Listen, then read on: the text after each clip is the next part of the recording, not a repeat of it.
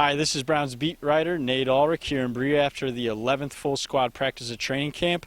I'm going to go over the highs and lows from today's practice. The number one high was Joe Thomas, the 8-time Pro Bowl left tackle, spoke after practice today and said that the scare he had when he got his right leg rolled up on in practice on Monday was exactly that, just a scare, not a serious injury, just a minor bump and bruise type thing.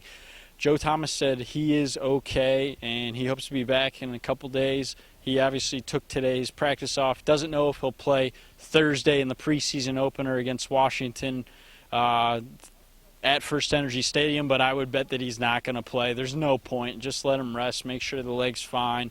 All indications are that it is. That's certainly his feeling. And he also revealed something interesting about his career, that he has suffered 3 torn MCLs in his knee and 2 high ankle sprains as a member of the Browns in his 8 seasons. Despite that, he's never missed a start. He's never missed a snap.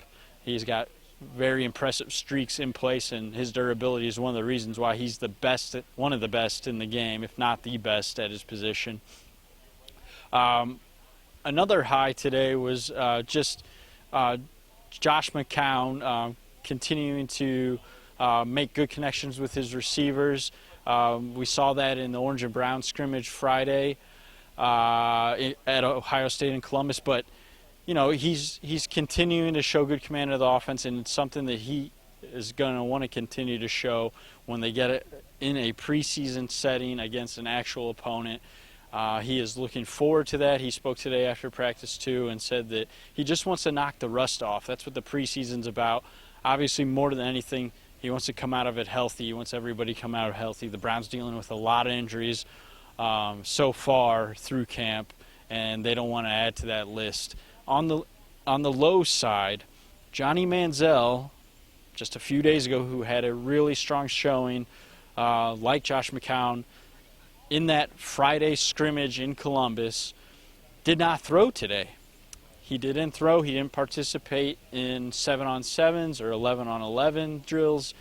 He was out here in full uniform. The only kind of semblance of throwing he did was tossing the ball a little bit with his left hand, but he did not throw because he experiencing, as Mike Pettin said after practice, soreness in his elbow, in his throwing elbow, in his right elbow. Manziel had a large ice pack strapped to that arm and elbow after the scrimmage on Friday, but he said he does that every day and it's just normal. And Mike Pettin said he expects him to play Thursday in the preseason game against Washington. Kevin O'Connell, the quarterback's coach, also spoke and said that it's just normal stiffness and soreness that you get sometimes throwing a high volume of passes throughout camp, and that he also expects Johnny Manziel to play Thursday night against Washington. But it's something to keep an eye on, and it's certainly, you know, I listed it as a low because you want to see Johnny Manziel coming out here and continuing to string good practices together, and if his elbow's interfering with that, obviously it's not, you know, the greatest news here for the Browns. Another low was tight end Rob Hausler dropping 2 or 3 passes. I say 2 or 3 because I know he dropped at least 2. The third one was debatable whether it was a breakup or a drop. I had a hard time seeing it. It was a bang-bang play, but nevertheless, the Browns signed this guy in the offseason hoping he could come in and be their main receiving threat at tight end after Jordan Cameron left in free agency and signed with the Miami Dolphins. And after practice, Coach Mike Pettin was asked about his drops. He said, obviously, that's something he needs to work on.